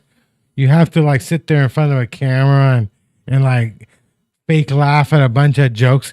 It's like being in an open mic again. You know the open mics, you sit there for a couple of hours laughing at people's jokes, waiting for the 5 minutes for you to bomb. And I was like, you know. And that's a supportive community, I'll tell you. And people look down at you when you do open mics. People started telling me I should go back to doing open mics. But I'm like, people judge you with that stuff, you know? They're like, that's an open micer, you know? You want to come and see me on stage? I'm going to be Fridays at Kel's in North Beach. In fact, I told the crowd that it used to be North Bitch. That was the original name. But then it got canceled, so now it's North Beach. But yeah, like I like doing Kel's. It's pretty fun. But I like the competitiveness of trying to get people to laugh. But it's different. Like, I don't know if I want to sit there and open mic and bomb again. I used to bomb at the open mics. You should just use an open mic for a gym. Don't worry about bombing. And if you do bomb, embrace the bomb. But I mean, it's only an open mic. You're going to the gym. Who's going to see you? It's literally just for your workout, isn't it? I mean, I don't even know whether I know there's open mics, but I'm not even on Bacon anymore. I'm not. I don't even know like where to get stage time. Yeah, I don't even know where the open mics are. I need somebody to let me on Bacon. Dan Wilson threw me off Bacon years ago. So make up another entity and just I was thinking about join the group. I'm hoping Facebook gives me a shitload of money. I signed up for their class action lawsuit. I've been on Facebook for like more than 15 years. I should get a couple of grand out of them. Are you gonna sign up for that or? Yeah, I was going to, and I think I did at one point, but I thought I just clicked a box on Facebook or something, but I can't remember if that actually happened for me or not. Oh no, you got to fill out your info, your email, your name of your site, how you want your money. Are they gonna? To me, I told them. Have they already cut that off? No, I think it's August. I think it's August, but I've been there so long, and I didn't realize people actually get paid. Somebody told me that they got money from T-Mobile for one of those lawsuit thingies. So I'm thinking I'm going to start signing up for all of them and see if people give me some money. But Facebook, I hope I get a lot of money from Facebook. I'm excited.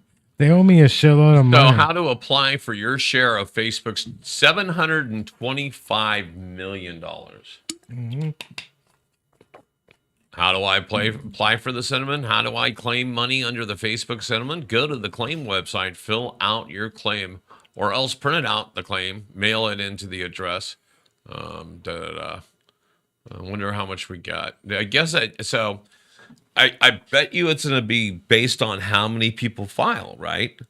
If it's 725 million and only one person files, that one person gets $725 million. Well, that's going to be me. I don't know. I think So why are we even telling anybody? Basically, we're telling people, hey, go get your piece of the pie and take away from my money. well, because I don't think they're gonna hand out like $20,000 checks. No. I think everybody's going to get like a $5 check, right? Maybe I don't know. No, I think it's going to be like every other class action lawsuit I've ever been a part of with a big name. I forget who it was. Was it Google or was it Yahoo? I got something through a class action lawsuit, but it was literally dollars, Chris. I mean, it wasn't $725 million they were divvying up, but it was a lot of do re mi, and I think I only got like $2 or $3. I don't know. I'm looking for like at least $10,000 from Facebook. You're looking forward to that.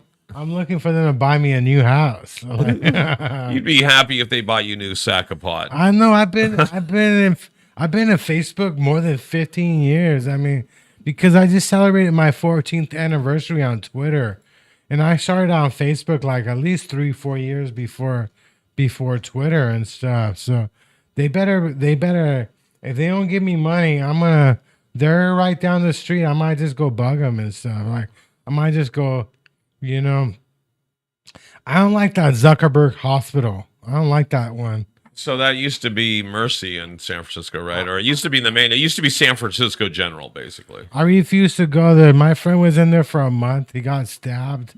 Stabbed in the hospital. No, he got stabbed in the mission. Not in the Okay. hospital. He was in there for a month. But I tell people, you end up in Zuckerberg. I'm not going there. I refuse to go to that place.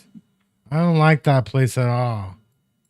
It gives me bad heebie-jeebies and stuff. Gives you bad heebie-jeebies. Bad heebie-jeebies and stuff, There's two places they take you. Like, the other hospital I hate is that one in Oakland. Like, the one where the ER. Highland. I spent like a day at Highland waiting for a doctor. And they made a documentary about Highland Hospital. That's another hospital I refuse to go to. Don't go to Which one is that? Highland Hospital in Oakland. I don't like that one. Really? We moved out of Alameda County because of the hospitals. Because we went to Contra Costa County because they got better hospitals and stuff. Yeah, it's San Francisco. A lot of the resources, even the hospitals, are used up and need to be updated. And, even Zuckerberg is a newly named hospital in a very, very old building. Yeah, that place has been around for at least over 100 years. Yeah, it's like 100 years old. I think that was actually one that actually survived the earthquake, maybe. People keep talking. This is earthquake weather. What is earthquake weather? What do you think it is? Is it an old term? I remember people, it's everything from like, oh, my corns and my feet are hurting. It must be going to rain today to it's earthquake weather. Earthquake weather is like when it should be like 90 degrees and it's like 60 every day. Should be like 90, but it's 60, so it's a cooler day. It's a cooler day. I thought it was a balmier day. I thought it felt like it was more humid. I thought though, even though it was 60 even though it's 60 degrees outside, it's more humid, so it's almost like almost like you're moist. You're feeling moist all over. I know. Oh, so you're going to that wrestling thing this week, or? Yeah, I want to go to it. It's this Sunday in Canoga Park. Luke! No, I'm just kidding. Are you gonna make it back on Monday? Yeah, I'll make it back on Monday. I'll make it back Sunday night. Oh, so you're driving all the way back just to be on my show Monday? Just to be on your show Monday. It's not Luke's show. No, it's not Luke's show. I got to be here for your show. Oh, yeah. So, no. I'll absolutely be here. If I'm not going to be here, I won't be going to that show. Yeah, I don't think Luke liked it that I was talking about him. Well, I don't. The funny thing is, I was trying to explain it. It was, it was all in fun. Yeah, he didn't like any of my posts this week, so I think maybe he didn't appreciate it. Oh, did you highlight that Luke? In your post, that's why you're being calm this week. Yeah. Oh, okay. So is this your formal apology? That it was just a gag. It was just not really what we do. Not really, because I was thinking one day I was sitting around thinking that maybe Luke and I could get ratings if we just talk shit about each other.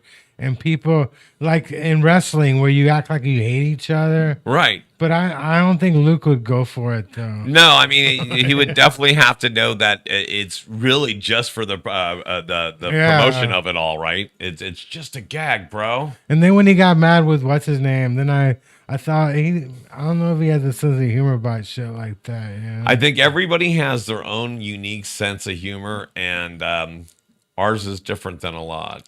Luke was a comedian. Does he still? No, I don't think so. He's always wanted to do stand up. I think he's even been writing material like he's gonna do something, but not that I ever known. He's never even done an open mic, as far as I know. I'll ask him later. Oh, but yeah, he just knows comedians, and he's gone and supported shows like he supported me for years. maybe you can go support my show at Cal's.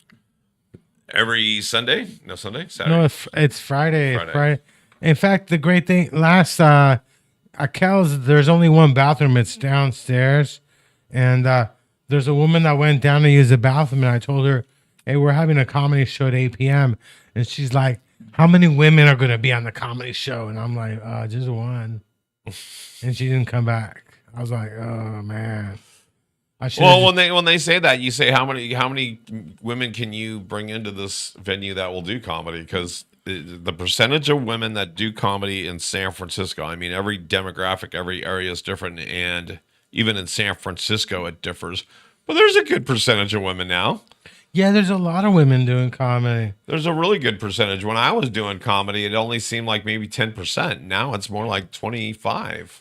Yeah, I don't even book it. It's Chris John, so I don't book it. In fact, I don't even get like a lot of time, but I'm on there every week. And I figure, why not? You come and watch my show, my set. But in fact, last week the only woman on this was late, and there was a woman who looked like her. So the host actually called her name, and she wasn't even in the building. Oh, that's funny. And I was like, then I was next, so I had to get up and do my set. But it was Iris Benson. There was another woman that looked like her. Looked like Iris, so she thought, or the host goes, "Oh, that's Iris over there," so I can call her name. Yeah, it's Iris Benson. And it got nobody. And then I thought, oh shit. And then there was a mass text, and she's like, "I'm parking the car." I'm parking my car, it's like, so you got thrown into the ring of fire. You got bumped. You got bumped up. Yeah, I got on stage and stuff. But I prefer that, and I don't like following women on stage, especially if they do well. Right. It's hard, But the week before, I actually followed another female comedian on stage. She did pretty well. She was like Asian, and what was her name? Tell me your first name. Nicole, Kathy. She's Asian. Could be Denise. Let's see if it's one of those three. Denise Lee. Yeah, the last one, Denise Lee. You know Denise Lee? Yes, I know. She's tall. Yeah, she's tall.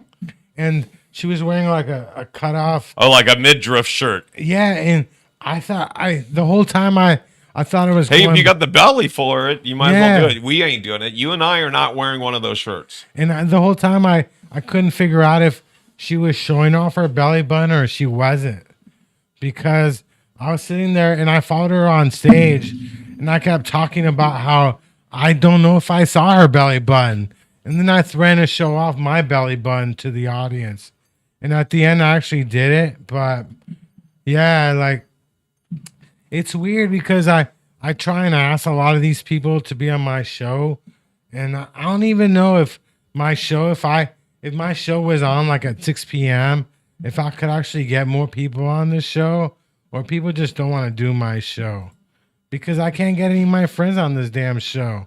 So what do you think? This is a cry for help, basically, Chris. What's going on? You say you can't get. Is it the time of day?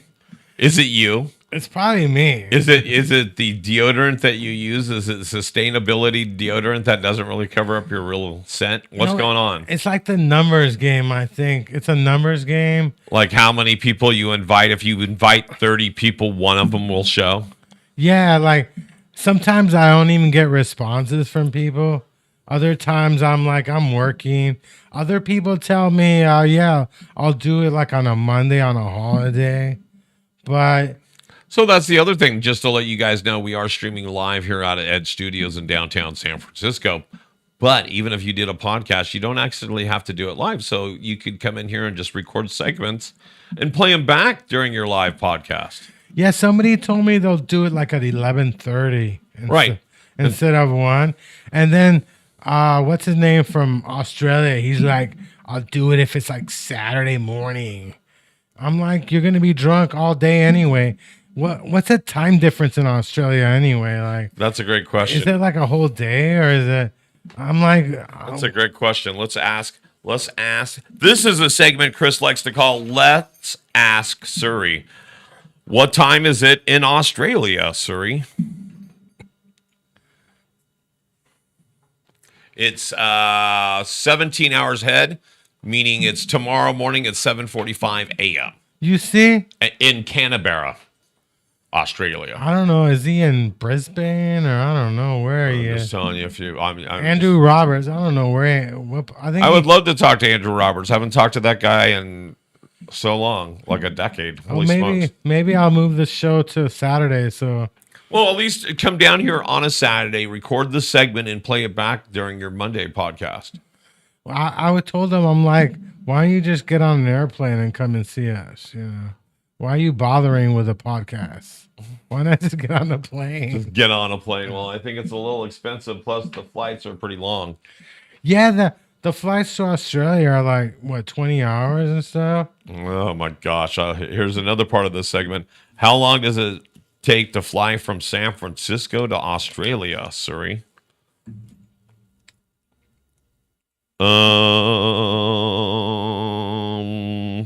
14.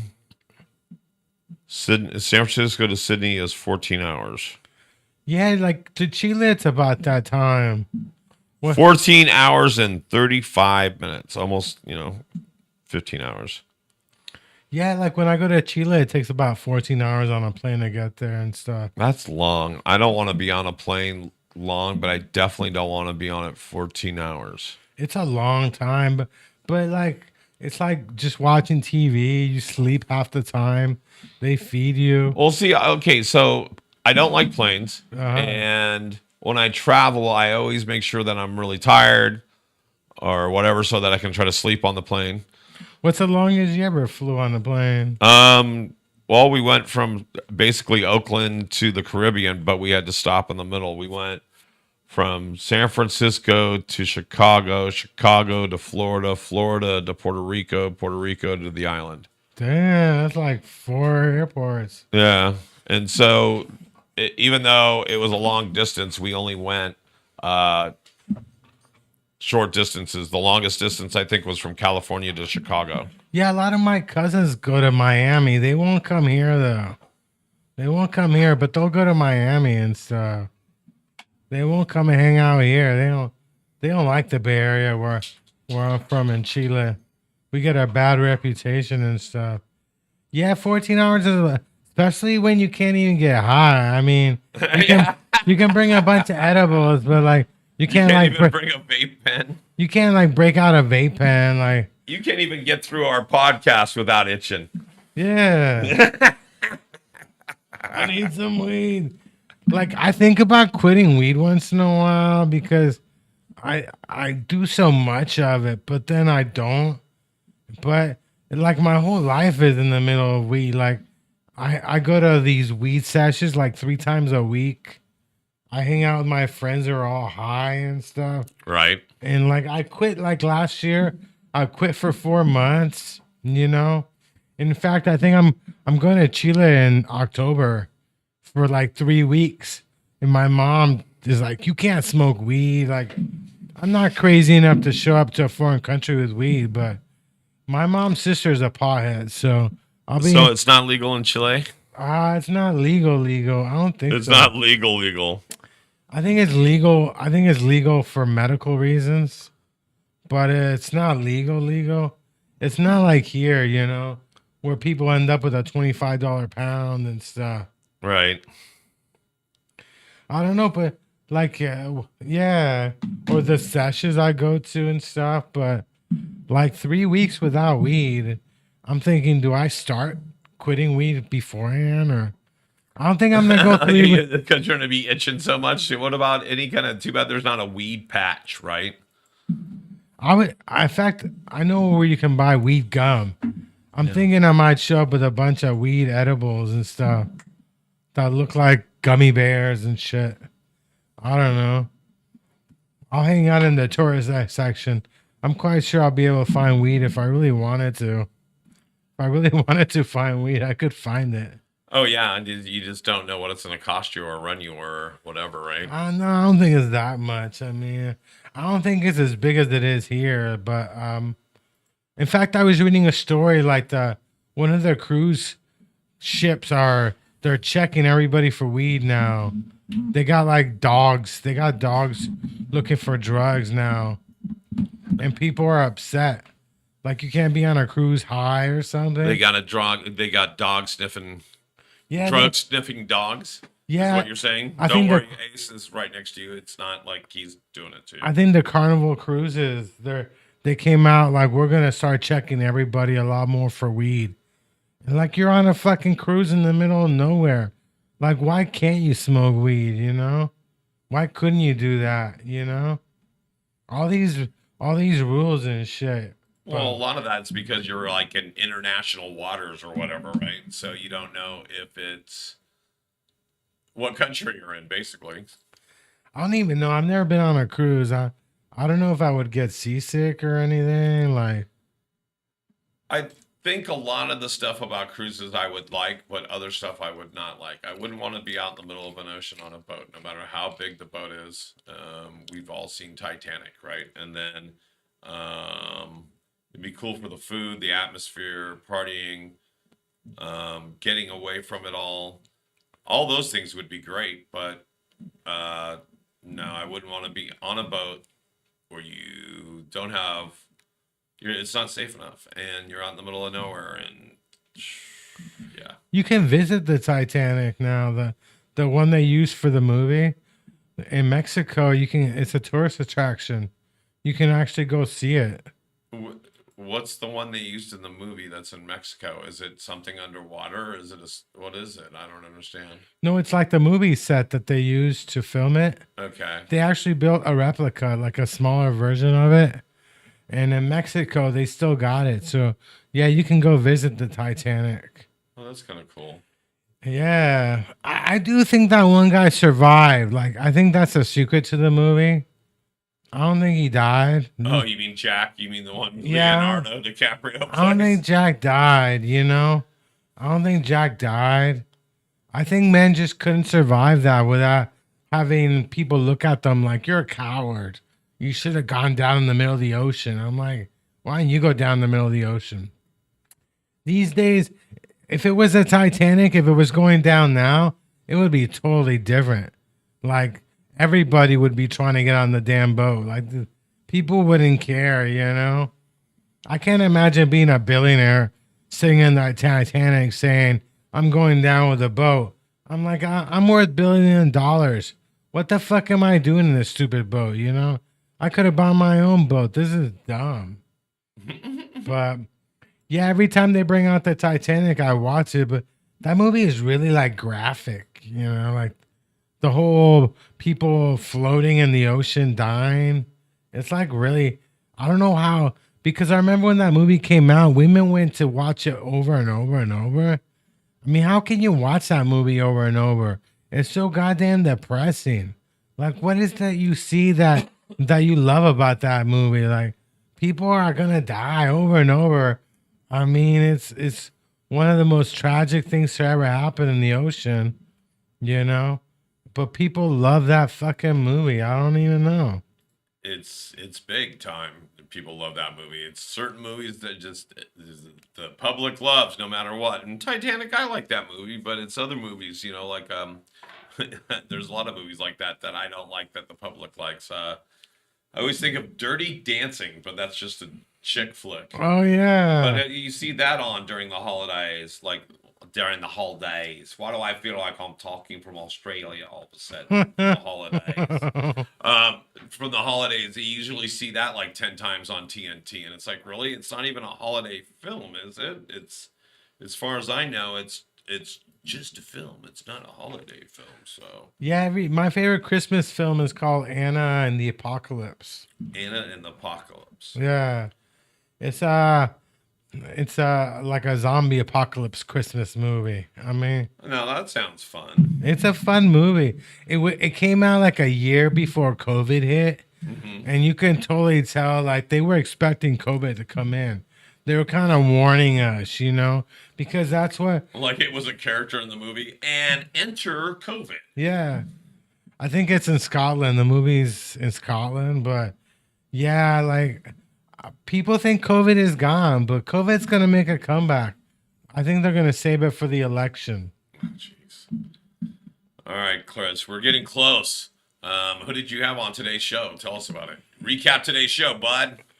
My guest is Dante from Seattle, who's actually has a show coming up in Dante. Yeah, he has a show coming up in at Savage Henry. He's doing the Savage Henry, and he's doing the Punchline in August. So, And he's trying to do both punchlines here in Sacramento and San Francisco. Sacramento. We'll see how he works that one. well, Sacramento they have like a bar club too. They have like the Sacramento Punchline's got 2 rooms now. They got like a bar because a friend of mine tries to do shows there, and they keep pushing him in the bar. They're like, just do it in the little bar area, like the annex or something. It's like an annex and shit. Well, so do you know what you're doing next week, or is it one of those things where people just won't get back to you, Chris? No, next week I got a young comedian. Well, he's not young. He's an up and comer. His name is Brain Damage. Or Dame Bamage? Brain Ramos. Brain He works with kindergarten. kids. And, Okay. but the school year is over, so he's ready to. He helps out at the Cal show. In fact, he was on last week. He was on stage. He brought like 5 family members. I felt jealous. My dad's never seen me on stage. My brothers never seen me on stage. They've never done it, huh? They've never come out? No, they're just haters. They're just Haters gonna hate. Haters gonna hate. Haters gonna hate. Oh, and now I can see Jennifer in the background, which I won't give her up on this one. I'm waving to her. Should we wave to her? There's Jennifer. Now she's on, so she doesn't even want to be on. But we're ready to wrap this up, Chris. Your guest today again was My guest today, Dante. Dante. Yeah, My phone froze. sorry. My guest today is Dante Barnett from Seattle, who used to hang out at the nude spas here in San Francisco with his ex-girlfriend. He broke up with her because she started doing OnlyFans, and hanging out at nude spas in San Francisco is okay. Right. But doing OnlyFans, that's where he drew the line. He was offended. He was offended by that. I'm like, doesn't every woman do OnlyFans now? I thought they all had OnlyFans accounts. I thought they did too. Yeah. So we have a couple minutes before the hour. We're going to run a little bit longer than normal. Got the Junkyard Rat logo up that hadn't been up for most of the show. So we got that there. Yeah, I asked somebody from my high school who's planning a reunion next month to be on my podcast. And he's like, what do you want to talk about? I'm like, I never know what to say. Like, I don't know. We're going to talk about comedy. We're going to talk about whatever you do, Right. Some people should just know it's kind of fly by the seat of the pants kind of programming. You Yeah. just kind of wing it. It's kind of like a lot of the stuff that you used to still do on stage, right? So, Well, he lives in Philly, and I asked him yesterday, and I told him I want to talk about the I-95 going down in Philly. There was some freeway off ramp went down in Philly, like oh, really? Collapsed? Kind collapse. of went down? Oh, Yeah, okay. I don't know. He found it funny, but it reminded me. Remember that earthquake when the Bay Bridge went down? Oh, yeah. I kind of remember that, Yeah. especially every time I'm crossing it today. I told him I wanted to talk about the I-95 highway crash, and he never got back to me. I wonder why. I wonder why you're having a problem getting guests on here. The I-90, I thought it was a funny joke. I'm like, I want to talk about the I-95. I don't know. All right. So you guys have been listening to the Junkyard Rat podcast here every Monday in downtown San Francisco. It's Market Street, and you've been listening to the Junkyard Rat. We're going to get out of here I'm the funniest odd fellow ever.